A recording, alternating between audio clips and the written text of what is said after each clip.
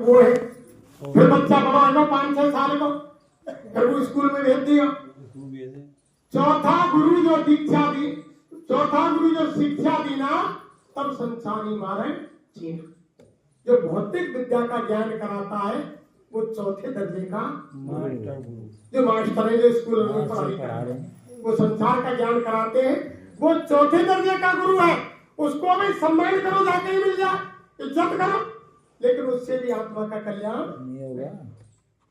फिर महात्माओं ने कहा बच्चा पढ़ो है 18-20 साल को, लिख पढ़ लियो, अब शादी को समय है वो, जब शादी हो, जब वो पूछे घर में पंडित कि तुमने गुरु बना लिया कि ना बनाओ, के लिए जनेऊ डाल और आपके मैं तेरे गुरु ओम नमो भगवते वासुदेवाय ये मंत्र है, आपके तू मेरे शिष्य और मैं 5वां गुरु जो दीक्षा दी ना, और राम कृष्ण का सुमरन की ना, वो 5वें दर्जे का गुरु है।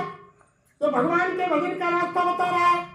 तो महात्माओं ने कहा कि वो कहीं मिल जाए उसको भी यानी दंडवत प्रणाम करो, उसकी भी इज्जत करो, लेकिन जीव का कल्याण उससे भी। आगे कहा 6वां गुरु परम सब तोरा और ओंकार से नाता। फिर बुढ़ापा आएगा और डोकरा की घाट पोरी के निकाल के घर से निकाल के वहां पर पोरी कलसिया में पानी भर दिया। अब तो खैर वे चल गए निगम पानी के बर्तन। पहली बार कलसिया में पानी भर दियो, 2 दिन 4 दिन को पड़ो टेम के खानो ना जा रहा।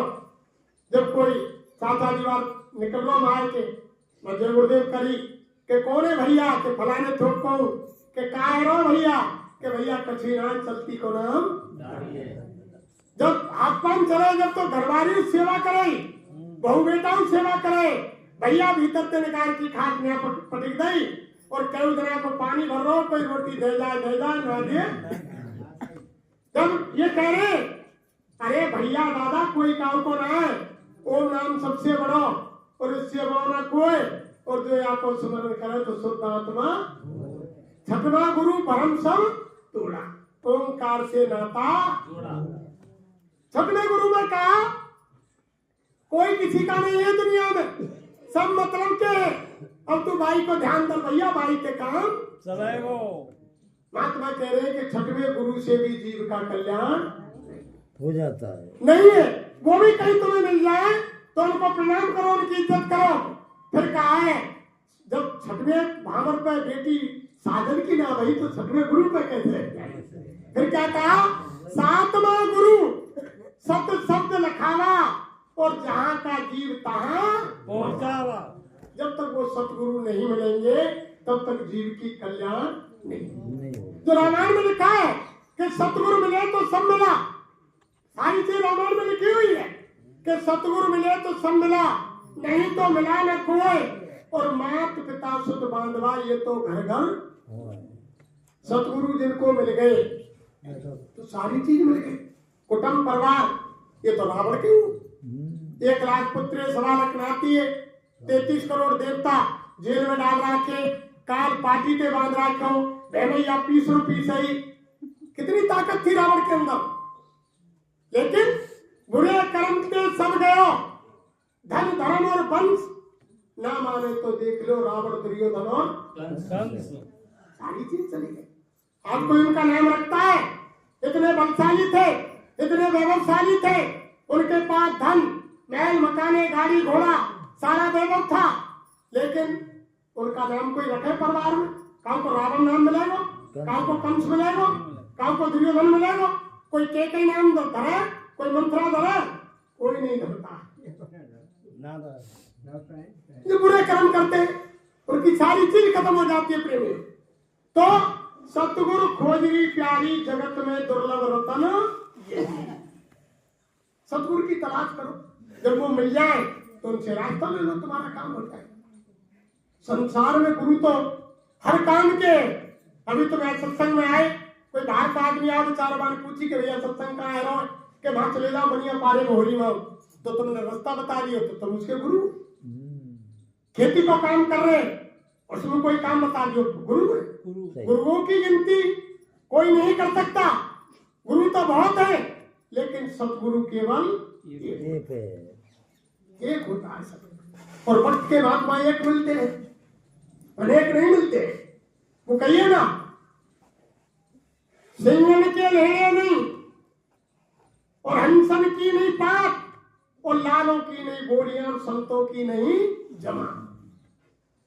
ये सारे सब शास्त्रों के। सिंगन के लेड़े नहीं मिलेंगे जंगल में, शेर एक दो ही मिलेगा। और हंस पात लगा करके तुमने खाना खाते नहीं देखे होंगे। मैंने कौन जमा सके पात लगाए? वे तो मोती चुगे, अब मोती कहां से लाएंगे? बिल्कुल चुगे जो पात लगा के तुम जमा दे। कि सिंगन के लेड़े नहीं, हंसन की नहीं पात और लालों की नहीं बोरियां। लाल बोरियों में नहीं मिलते।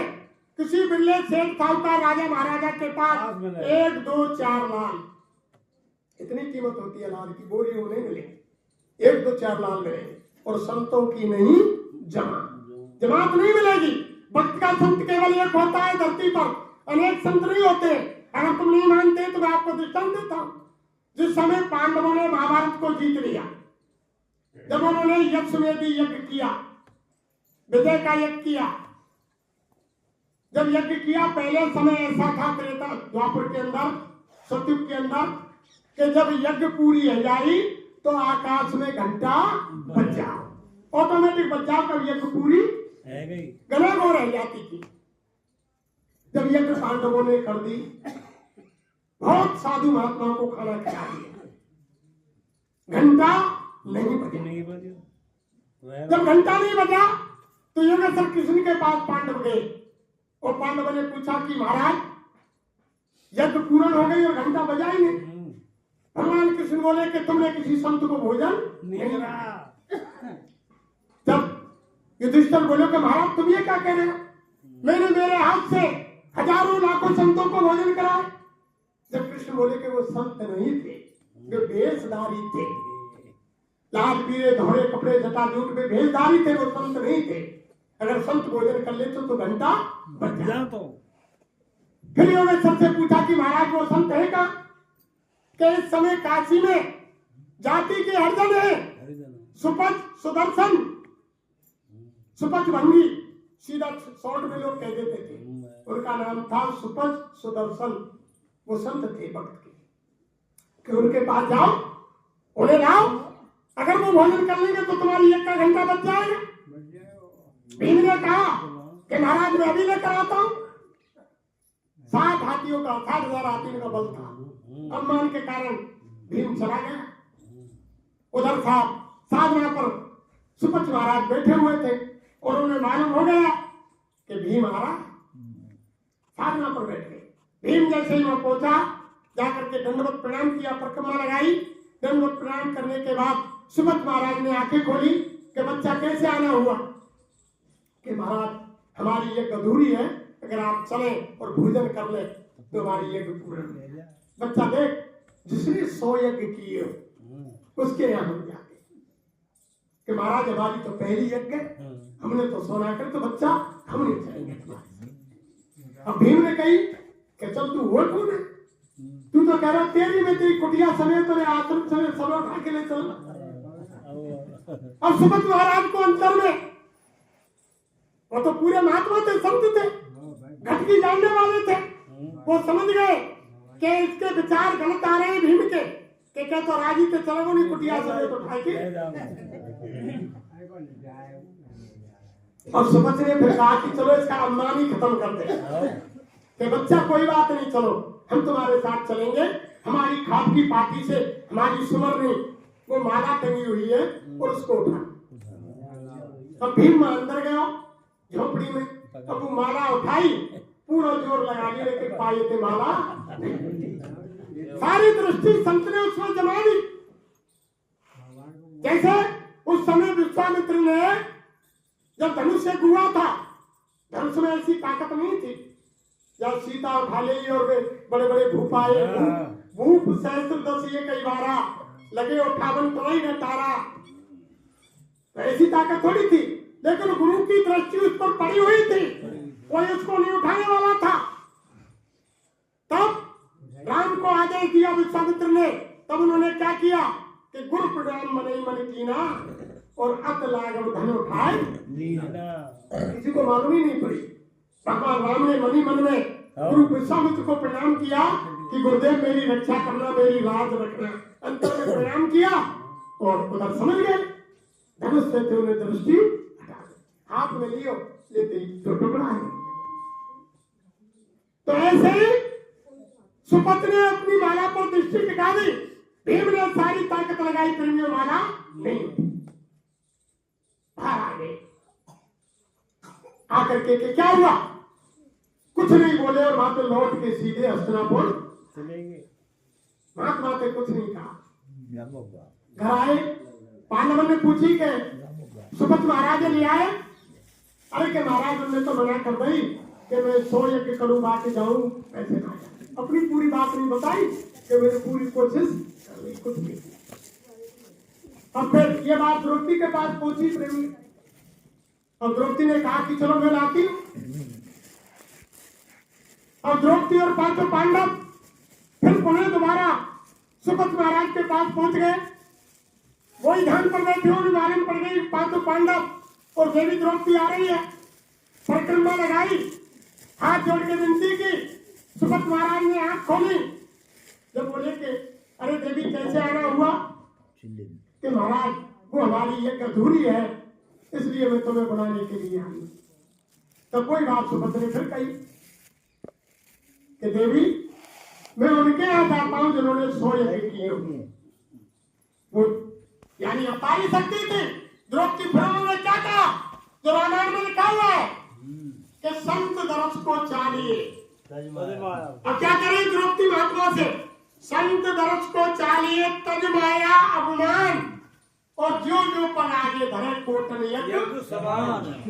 द्रौपदी ने उत्तर दिया कि महाराज आप जैसे महान संत कहते हैं कि संत दरस को माया अपमान को त्याग करके जो जीव जाता है, एक एक पैर रखता है, यानी करोड़ों यज्ञों के समान होते हैं। अब तुम गिनती कर लो कि हमने कितने यज्ञ मैं हस्तिनापुर से पैदल चल के पांचों पांडवों में द्रौपदी आई हुई, और कितने पैर हमने रखे, कितनी यज्ञ गई महाराज। तब संत ने कहा कि बेटी द्रौपदी मैं मान गया, अब मैं तुम्हारे साथ। अब उधर आगे द्रौपदी ने 36 प्रकार के भोजन तैयार किए प्रेमियों, चौका बर्तन किया, आसन लगा दिया। सुपत महाराज को भोजन की तैयारी हो गई। सुपत महाराज बैठ गए अपने उसको कमंडल को लेकर के, और उधर द्रौपदी ने 36 प्रकार का भोजन परोस दिया। अब सुपत महाराज ने सब भोजन को कमंडल में इकट्ठा कर लिया। सब सब्जी 36 प्रकार के मीठे, खट्टे, तीखे, चटपटे सब भोजन एक कमंडल में कर लिए। अब एक कमंडल में सबको घोल बना के और एक गिलास दियो, और द्रौपदी के मन में आई कि जाति को असर ना दो या फिर खाबो नहीं आयो, मैंने तो बड़ी रत्न के भोजन बनाए, रहो भंगी कोई अंदर ही सोचा था। एक गिलास दिया, एक बार घंटे की आवाज आई और उनकी हृदय की बात को सुपत जान गए और भोजन करना छोड़ दिया। उसी समय की बात है प्रेमियों, जो कह देना कि ना बाबा आवे ना घंटा, उसी समय की बात है। कह तो देते हैं लोग, लेकिन समझते नहीं है कि ना बाबा आवे ना घंटा, ना सुपत आए ना वो एक का घंटा। उस समय की बात। अब वो एक गिलास लेकर के खड़े होंगे। अब द्रौपदी बोली कि महाराज भोजन कर लिया? क्या बेटी हमने भोजन कर लिया। और जब मां खबर पहुंची कि सुपत ने भोजन कर लियो, तो पांडव ने कही ऐसा तो बजेगा, ये कई बार बच के बंद है। वे योगेश्वर कृष्ण के पास गए कि योगेश्वर महाराज संत ने भोजन कर लिया, महल से सूचना आई है और एक बार आवाज हुई है, घनघोर हुई नहीं, और ये घंटा तो बजा नहीं, यज्ञ पूरा ही नहीं हुआ। अब योगेश्वर कृष्ण बोले कि ऐसा हो ही नहीं सकता, अगर संत भोजन कर लेते तो घंटा की घनघोर बीत जाती। चलो योगेश्वर कृष्ण और पांचों पांडव सुपत महाराज के पास आए कि महाराज भोजन कर लिया? कहे महाराज कर लिया, एक गिलास ले लिया। कि क्यों? कि ये बात तो द्रौपदी से पूछो, क्यों लिया? अब पांचों पांडव और योगेश्वर पूछने लगे द्रौपदी से कि बताओ द्रौपदी क्या हुआ? कि महाराज मेरी तरफ से तो कोई बात नहीं, मैंने तो 36 प्रकार के भोजन बना दिए, परोस दिए। सब रख दिए। अब इन्होंने एक ग्रास ही किया। अब फिर सुपथ ने कही के इनसे पूछो, इन्होंने मन में विचार किया कि नहीं किया?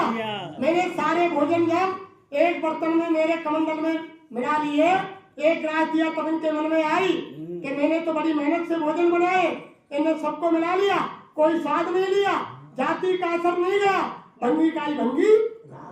ये विचार किया। पूछो द्रौपदी से। जब द्रौपदी से पूछी गई, पांडवों ने पूछी कि हाँ ये चीज तो मेरे मन में आई। तब सुपथ ने कहा कि इसीलिए तो हमने भोजन नहीं किया। पांडव पैरों में गिर गए, माफी मांगी कि महाराज गलती हो गई, अब हम तुम बैठो, अब हम दोबारा भोजन बनवाते हैं। फिर सब बर्तन साफ किए, रसोई में चौका लगाया, फिर द्रौपदी ने 36 प्रकार के भोजन बनाए। फिर सुपथ महाराज ने, वो तो देखना चाहते थे कि इनके अंदर कितना दिल है, फिर 36 प्रकार का भोजन अलग अलग करके खाए। जब भरपेट भोजन किया, जब घंटा की गड़बड़, तो संत ऐसे होते हैं। संत यानी कोई झुंड के झुंड नहीं मिलते। जैसे कह दे कोई 100-200 महात्मा आएंगे और बोल दे कि बोलो संत समाज की जय। संत कोई दाल रोटी थोड़ी है। संत तो वो है जो आदि से अंत का भेद जानता है, और जीवात्मा कहां से आई है और यहाँ कैसे फंसी है और यहाँ से कैसे निकलेगी, सारे भेद को जानने वाले होते हैं संत। उस भेद को जानते हैं संत, उनको कहा जाता है संत। ये तो भेदधारी है तमाम। तो उसी के लिए तो कहा है, देखो एक उसमें कहा प्रार्थना में महात्माओं ने कि वो परमात्मा हमारे हृदय के अंदर है और हम उसको जगह जगह बाहर ढूंढ रहे हैं। तभी महात्माओं ने कहा कि कस्तूरी कुंडल बसे और मृग ढूंढे बनवाए, और ऐसे घट घट राम है दुनिया जानत मौजूद सब जगह लेकिन नजर आता नहीं, और योग साधन के बिना उसे कोई पाता नहीं पा सकता। भाई रामायण में चौपाई में भी तो लिखा, राम ही केवल प्रेम प्यारा, जान ले कोई जान हारा। खुद रामायण में कहा है, लेकिन हम समझते क्या है, पढ़ते क्या है, रामायण ही फिर कह रही है। अरे हरि व्यापक सर्वत्र समाना, प्रेम से प्रकट होए में जाना। भगवान को प्रकट करने के लिए प्रेम करना पड़ेगा, और वो प्रेम कैसा करना पड़ेगा कि जल में बसे कमोदनी और चंदा बसे काश, और जो जाई को भावता सो ताई के पास। ऐसा प्रेम करना पड़ेगा। ये नहीं कि पूजा तो मंदिर में कर रहे, यानी पूजा तो मंदिर में कर रहे और प्यार कौन से कर रहे? घर परिवार ते, कुटुंब ते, छोरा ते, छोरी ते, यानी घर ते, पैसा ते, गाड़ी ते, बंगला ते। प्यार कौन से कर रहे? संसार से। और पूजा क्या कर रहे? मंदिर में। लेकिन महात्मा क्या कहते हैं, अरे पूजा तुम घर में करो, अपने पति की करो, बाल बच्चों की करो, आए गए की करो, पूजा उनकी करो, और प्यार किससे करो? भगवान से। रामायण बता रहे, हम नहीं कह रहे। जब तक सच्चा प्रेम अंदर से नहीं होगा, जब तक वो परमात्मा प्रकट नहीं होगा। और वो हमारे अंदर बैठा हुआ मात्र एक दीवार है, एक आड़ है। हमारे गुरु महाराज ने बताया दोनों आंखों के मध्य में। और देखो एक गलती तो हम ये कर रहे हैं, आत्मा का स्थान बहुत ऊंचा है। जीवात्मा इतने धर्मशास्त्रों में हमारे गुरु महाराज ने भी बताया, जीवात्मा जहां हमारी ये माता बहन देवियां बिंदी लगाती है यहाँ, और भाई लोग टीका चंदन लगाते हैं, जीवात्मा बैठी हुई यहीं से सारे शरीर का संचालन कर रही है।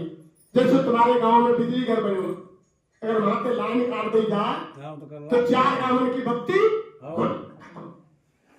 2 गुलवारी नगरा माही पूरा कटो, सब बत्ती खत्म। ऐसे ही जीवात्मा यहाँ बैठी हुई है और यहाँ से सारे शरीर का संचालन हो रहा है, और जब वो अपना संचालन बंद कर देता आदमी की मृत्यु, शरीर बेटा। तो गुरु महाराज ने कहा जीवात्मा यहाँ बैठी हुई है और सबसे ऊपर स्थान है, और हम जिन देवताओं की पूजा कर रहे हैं, धर्मशास्त्र उठाकर देखो, जो गोदा पर गणेश और यानी रिद्धि सिद्धि का वास, गोदा चक्र पर वहाँ गणेश जी महाराज की वो है, यानी छाया पर छाया रिद्धि सिद्धि बैठी, और इंद्री चक्र पर यानी ब्रह्मा और सावित्री बैठे हुए, वहां उनका वास है। नाभि चक्र पर विष्णु और लक्ष्मी बैठे हुए, वहां उनका वास है यहाँ। और हृदय चक्र पर शंकर भगवान और पार्वती जी बैठे हुए, और कंठ चक्र पर यहाँ तीनों देवताओं की माँ आद्या मां शक्ति बैठी हुई है यहाँ। और छठे चक्र, तीसरे तिल, 10वें दरवाजे पर जीवात्मा बैठी हुई। देवताओं से तो बहुत ऊपर। तभी तो रामायण में लिख दिया गोसाई महाराज ने कि बड़े भाग्यमान स्तन पावा सोर दुर्लभ सदग्रंथन। ये देवताओं को भी दुर्लभ है। ये शरीर देवताओं को नहीं मिलता है। जब किसी भाई बहन की सांसों की पूंजी खत्म हो जाती है, ऊपर के मंडलों में जीवात्मा जाती है, जब देवता गलिया में फूल लेकर स्वागत के लिए खड़े होते हैं आत्मा को कि धन्य आत्मा तुम मनुष्य शरीर में होकर आई हो, हे भगवान, हे मालिक, हे खुदा, हे अल्लाह, तू हमको मनुष्य शरीर दे जिससे हम मृतलोक में जाएं और तेरा भजन करें और तेरे धाम को। ये देवताओं को शरीर नहीं मिलता है और हम देवताओं के आगे हो रहे, और देवता उल्टे भगवान के करेंगे मनुष्य शरीर। तभी गोसाई महाराज ने लिख दिया, जो भी गोसाई महाराज ने अनुभव किया वो रामायण में लिखा, व्यास जी ने जो भी अनुभव किया वो भागवत में लिखा, और ईसा मसीह ने जो भी अनुभव किया वो बाइबल में लिखा, और मोहम्मद साहब ने जो भी अनुभव किया वो यानी उनके कुरान शरीफ में लिखा, और उधर गुरु नानक ने जो भी अनुभव किया वो गुरु ग्रंथ साहब के अंदर लिखा। जो जो महात्माओं ने अनुभव किए, यानी किताब महात्मा नहीं बनाती, महात्माओं ने किताबें बनाई, महात्माओं ने जो अनुभव किया वो चीज लिखी हो। ऐसा अब यहाँ पर कहने बात है, अब हमारे गुरु महाराज ने कहा कि 5 स्थान इससे ऊपर है और 5 नीचे बताए। अगर तुम फिर संसार में जाना चाहते हो तो नीचे की तरफ, यानी आप वो कर लो साधना, और अगर ऊपर जाना चाहते हो, जन्म मरण से मुक्त होना चाहते हो तो ऊपर की साधना कर लो, महात्माओं से रास्ता ले। वो भगवान मंदिर में, मस्जिद में, गुरुद्वारे में, तीर्थ में, गंगा में, जमुना में कहीं नहीं मिलते हैं। भगवान कहाँ है? हमारे हृदय के अंदर विराजमान। आत्मा सो परमात्मा और परमात्मा सो परम। लेकिन वो मिलेगा कब? जब महात्माओं के पास जाकर रास्ता लेकर के घर में बैठ के युक्ति करोगे। भाई भजन करना पड़ेगा।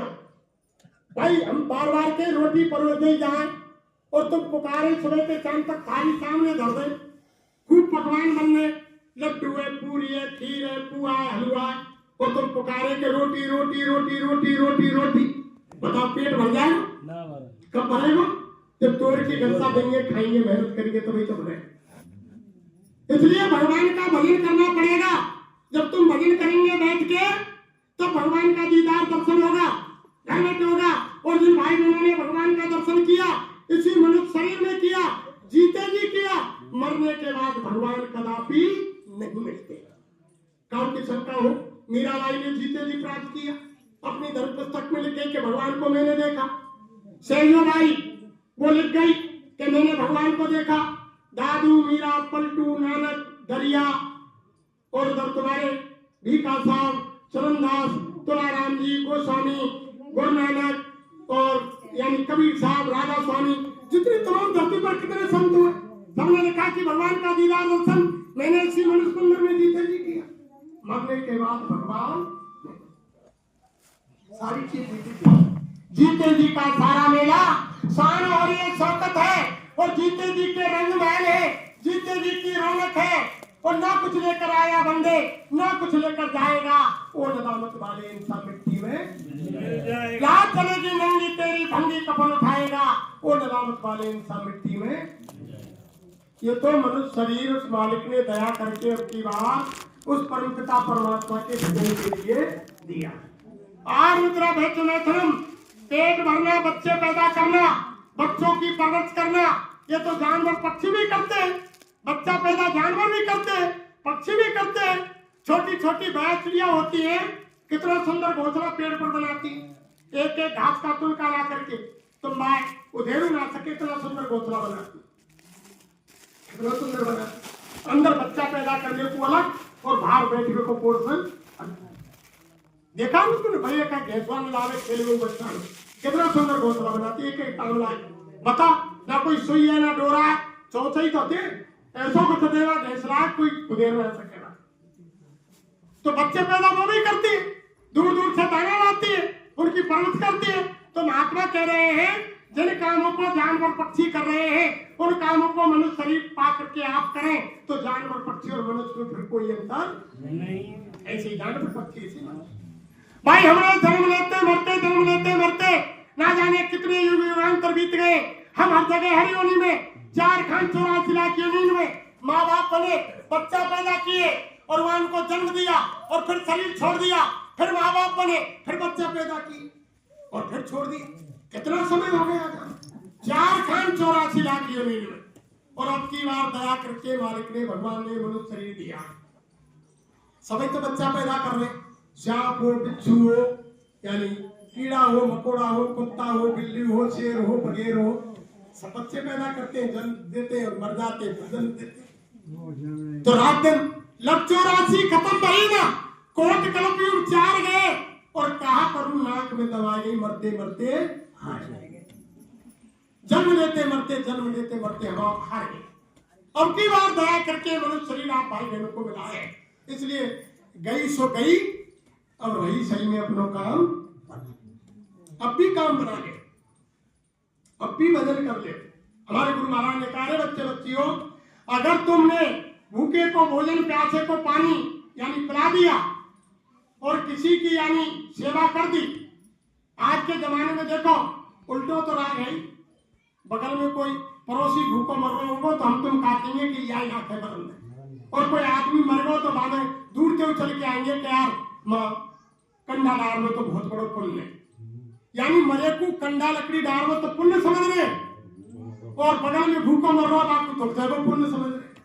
और महात्मा क्या करे, रामायण क्या कह रही है, परहित सरिस धर्म नहीं भाई, पर पीड़ा सम नहीं अदमाई, परहित जिनके मन माई, जग दुर्लभ तिनको कछु नाई।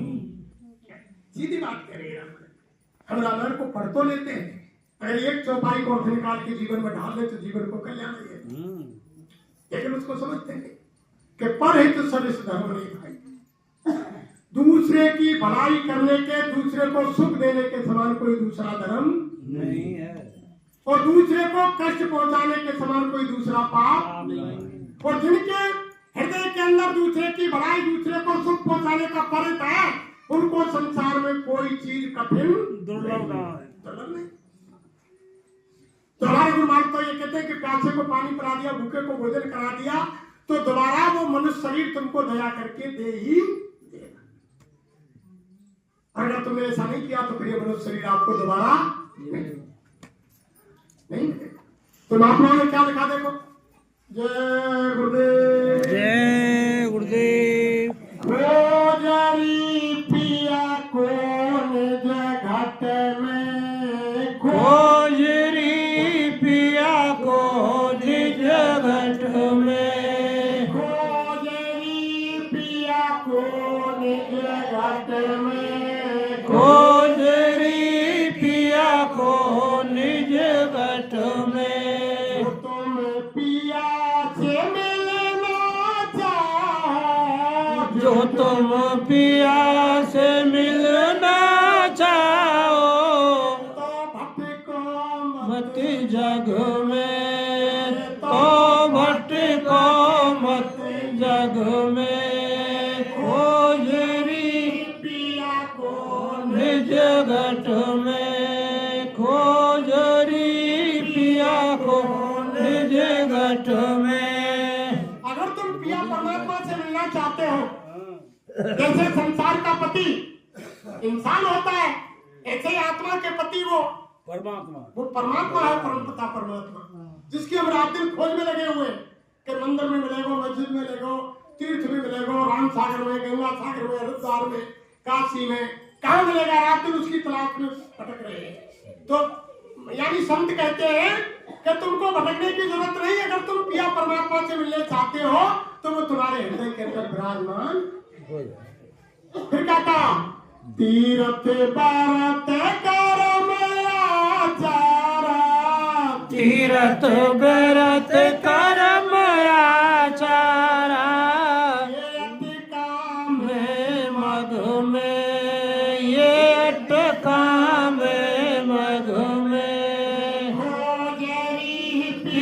को निज घट में, खोजरी पिया को निज घट में। जब लागे सतगुरु मिले न पूरे, जब लगो सतगुरु मिले न पूरे, पड़े रहोगे अग में पड़े रहोगे अग में, खोजरी पिया को निज घट में, खोजरी पिया को निज घट में। जब तक वो अभी बताया पूरे सतगुरु नहीं मिलेंगे जब तक काम नहीं मिलेगा।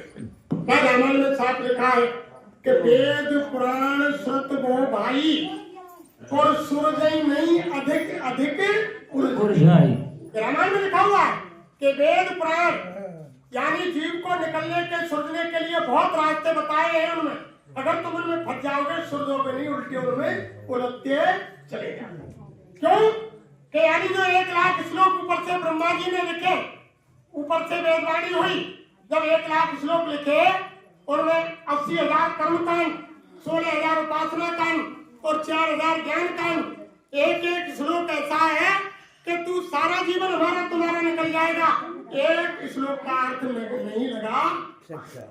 इतनी किताबें भर देंगे आप लेकिन एक श्लोक का अर्थ नहीं लगा। तभी तो कहा कि जब तक पूरे सदगुरु नहीं मिलेंगे तुम यहाँ से नहीं निकल सकते। तीर्थ व्रत कर्म आचारा ये अथवा में ये सारे जीव को रामायण में लिखा हुआ है। कलयुग की अलग साधना बताई कि सतुर सभी योगी विज्ञानी कर ध्यान करे भक्त प्राणी, देवता विविध यज्ञ करें और प्रभु समर्थ कर्म भक्त करें। द्वापर केवल हर पद पूजा और न भाव मुक्त का दूजा, ये कलिकाल में साधन दूजा, योग यज्ञ जब तक पूजा, कलयुग केवल नाम धारा और सुमर सुमर नरुत रही। कलयुग में सीधा रामायण में लिखा हुआ है कि जब तप व्रत पूजा तीर्थ ये यानी कलयुग की साधना, कलयुग में केवल नाम का आधार है। और वो नाम मिलेगा क्या, जो हमने पहले बताया कि नाम रहा संतन आदीना और बिना संत कोई नाम ना जीना। वो नाम संतों के पास ये रामायण कह रही, कहानी कह रहे। हर युग की साधना रखी, इस युग की साधना नाम की कमाई है। अब बहुत से लोग कहते थे कि नाम बहते रहो जाए तो कल्याण है, जागो रामायण तो कह रही है कि कोट नाम संसार याते गुप्त ना हो, आज नाम जो गुप्त है पूजा बिरला को कि हरे कृष्ण हरे राम पुकारते रहो जाए तो कल्याण हो जाए। और रामायण कह रही कि करोड़ों नाम है संसार में, लेकिन वो आदि नाम पहले भी था, जब धरती पर राम कृष्ण नहीं आए तब भी था, और राम कृष्ण चले गए उस अब भी है और वो आगे भी रहेगा। वो ऐसा नाम है तो महात्माओं के पास उससे नहीं का कल्याण, वो तो करोड़ों नाम है इनसे हर चीज का यानी सीमा होती। फिर आगे क्या कहा, नाम सुधार से कभी न पाओ, नाम सुधार से कभी न पाओ, खद में भरम योनि खद में, खोजरी पिया को निज घट में, खोजरी पिया को निज घट में। वो नाम सुधारस कौन सा है जो रामायण में गोसाई महाराज ने लिखा है कि सुधा दृष्टि भरी दो दल माही और जिए भाल कप निश्चल। अब बहुत से तो बात सीधा अर्थ लगा दे कि वो दो दलन पर बरसाते ही भाई अमृत को स्वभाव तो ऐसा है कि वो तो समझ नहीं दिन करे, उसका स्वभाव तो ऐसा है चाहे राक्षस हो चाहे कोई देवता हो चाहे परेगा का स्वभाव में वही काम तो करेगा, लेकिन लोग लगा जाते हैं ये अर्थ नहीं है। जब वो ऊपर से बरसात हो रही है अमृत की मालिक के यहाँ से, उसको यानी जीवात्मा ही पीती है और जो अंदर काम क्रोध लोभ मोह अहंकार है वो उससे मरते हैं और जीवात्मा उससे जागती है। सुधा बृहस्पति दो दलवाई जिए भाल कप निश्चल, यानी उनको निशाचर बता गया है और शील समाज संतोष ब्रह्म विवेक इनको भालू बंदर कहा गया है हमारे के अंदर। जब संत महात्माओं के पास जाएंगे असली अर्थ चौपाई का तब समझ में आएगा। ऐसे नहीं फिर आगे क्या कहा, पंडित काजी भेक सेक सब, पंडित काजी भेक सेक सब, अटक रहे डग डग में, अटक रहे डग डग में,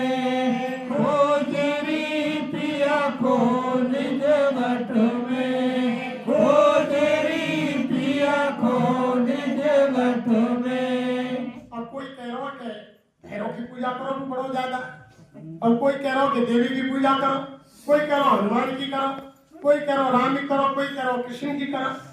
अरे हमारे गुरु महाराज कह रहे हैं कि जिस देवी देवता को तुम मानते हो उसको मानो, लेकिन उन देवी देवता के आदर्शों पर तो चलो। राम ने कभी मांस खाया, कभी शराब पिया, 14 वर्ष राम वनवास में रहे, कंदमूल फल खाए, किसी जीव की हिंसा नहीं की। क्या हनुमान जी महाराज ने कभी अंडे खाए, कभी शराब पिया, कभी मांस खाया? भगवान कृष्ण ने कभी यानी मांस शराब खाया पिया? उन्हें माता मिश्री खाए। तो जिस देवी देवता को तुम मानते हो, मेरे गुरु महाराज जी कह रहे हो उनके आदर्शों पर चलो। उन्होंने क्या किया, उनकी बात को मान लो। अरे राम की बात को मानो, कृष्ण की मानो, महावीर की मानो, बौद्ध की मानो, मोहम्मद की मानो, हनुमान की मानो, उनकी बात को तो मानो। जिस देवी देवता को तुम मान रहे हो, उन्होंने कब किसी से निंदा की, चुगली की, बुराई की? कब उन्होंने बुरे काम किए? भगवान राम के सबसे बड़े सेवादार हनुमान जी थे, जो यानी संजीवनी लेने गए, कितना कष्ट पड़ा। और जब गरुड़ को लाए, नागपाश में बांध दिए, कितनी मेहनत करी। पाताल में ऐरावत जो चुरा करके ले गया, कितनी मेहनत हनुमान जी महाराज ने। अरे उनके आदर्शों को मान। कोई भक्ति तो ऐसी थोड़ी हो जाती है भाई, कोई भक्ति को ही सचना है कि खीरपुआ हो जा रहा है। सारी चीज बदलनी पड़ती है आदत जब भक्ति होती है। फिर आगे क्या कहा, इनके संग पिया नहीं मिलना, इनके संग पिया नहीं मिलना, पिया मिले कोई साध समग में, पिया मिले कोई साध समग में, खोजरी पिया को निज गठ में, खोजरी पिया को निज गठ में। हमारा कोई आदमी मर गो और कहीं बतवा दो गरुड़ पुराण तपान के किया दान करो, या दो बा दो बा दो। और आत्मा कह रहे जीव के कर्म तो यहाँ जब आए भाई, तुम कुछ भी कर लो, कुछ भी कर लो, जीव के कर्म वो धुले का ना वो अग्नि जाती है, ना पानी जाता है, ना वो हवा जाती है। वो कर्म तो केवल महात्माओं के द्वारा लिए हुए नामदान के द्वारा जब तुम भजन करेंगे, वो मंत्र में इतनी ताकत है जो रामायण में के महामंत्र में विषय डाल के और मैं प्रति कठिन को अंक उस महामंत्र में ताकत है जो महात्माओं के पास मिलता है। वो मंत्र उसमें ताकत है, उससे यानी जीव के बेटी ऐसे तो नहीं मिट जाएंगे, कुछ भी करते रहो, वो जाने वाले नहीं। रानी क्या कहा, ये तो भूले विश्वास में, ये तो भूले विश्वास में, बसो इनकी रग रग में, भ्रम दशो इनकी रग रग में, खोजरी पिया को निज गठ में, खोजरी पिया को निज गठ में। न पावे बिना संत को वेद न पावे, कहे अलग में वे तो कहे अलग में, खोजरी पिया को गठ में, खोजरी पिया को निज गठ में।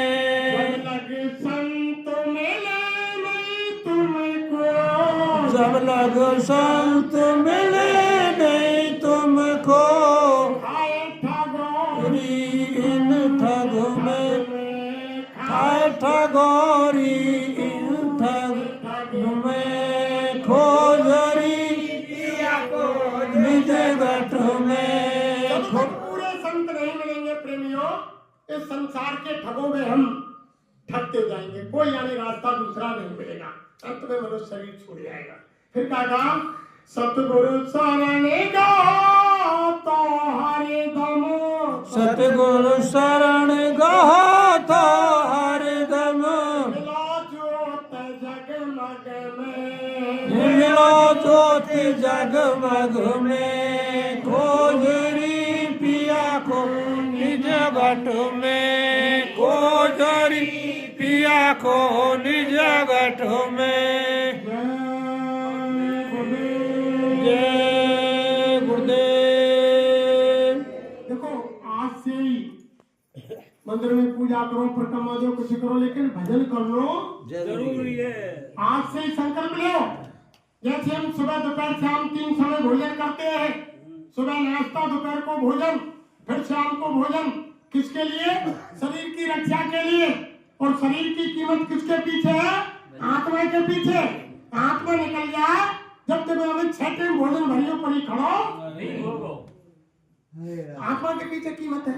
और आत्मा को भोजन आज तक किसी भाई ने नहीं दिया, शरीर के भोजन देने में लगे हुए। आत्मा का भोजन खीर पूड़ी, दाल चूरमा, मिठाई, हलवा और यानी मेवा, मिष्टान, फल, दूध, घी, अन्न, ये नहीं है। ये शरीर का भोजन है। आत्मा का भोजन है भगवान का भजन करना पड़ेगा। रामायण में साफ लिखा है कि दे भले को फले भाई और भजो राम सब काम भजन करना पड़ेगा।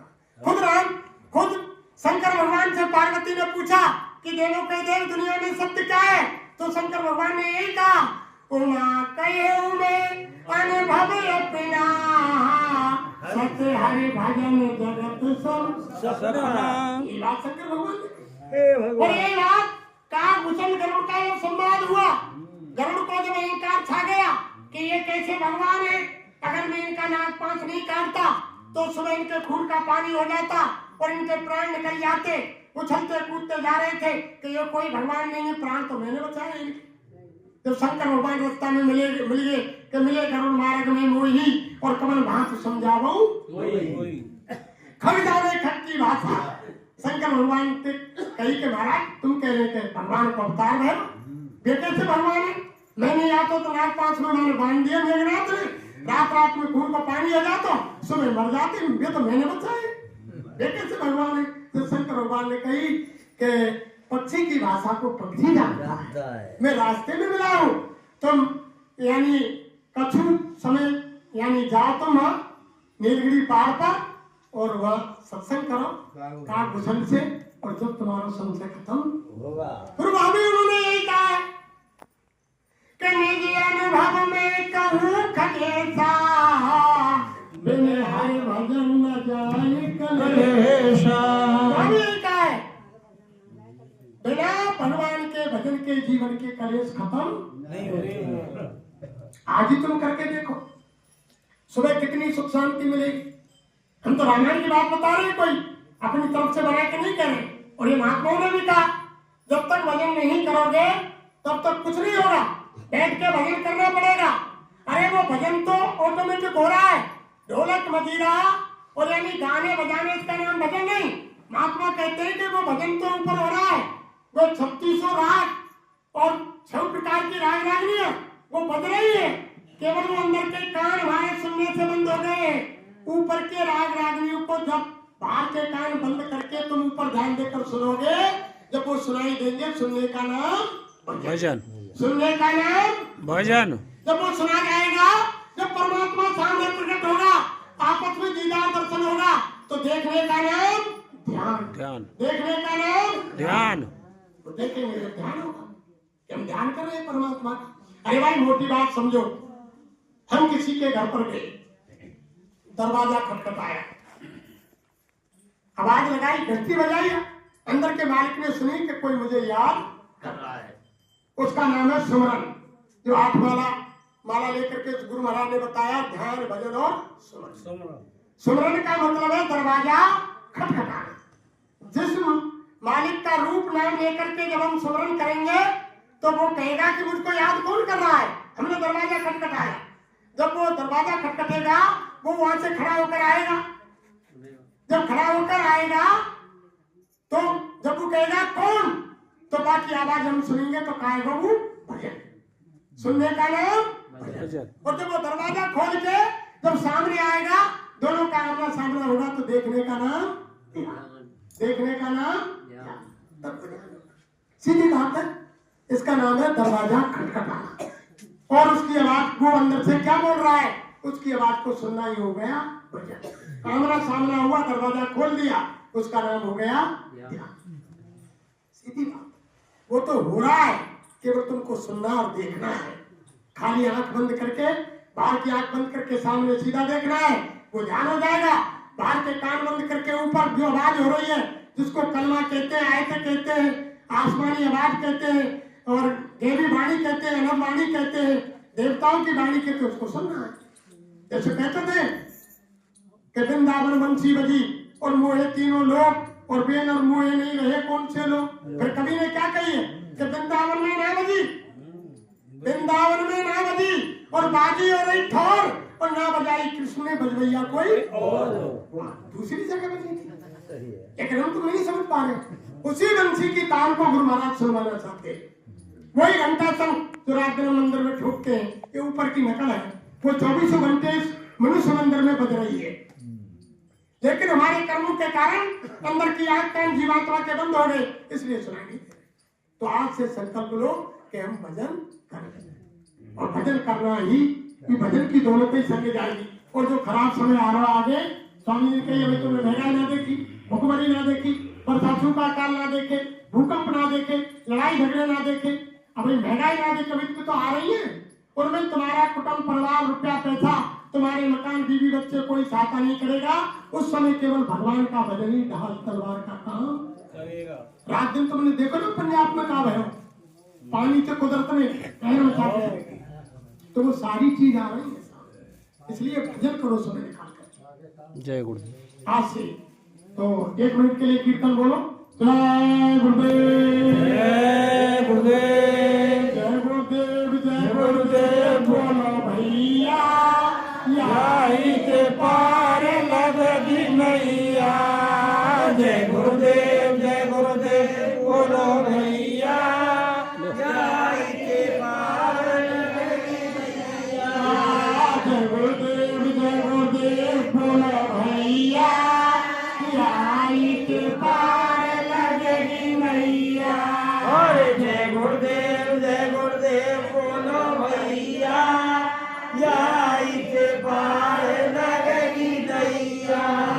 जय गुरुदेव, जय गुरुदेव बोलो प्यारे, यही के कष्ट मिटेंगे सारे। जय गुरुदेव, जय गुरुदेव बोलो प्यारे, यही से कष्ट मिटेंगे सारे। जय गुरुदेव, जय गुरुदेव बोलो प्यारे, यही के कष्ट मिटेंगे सारे। जय गुरुदेव, जय गुरुदेव बोलो प्यारे, यही से कष्ट मिटेंगे सारे।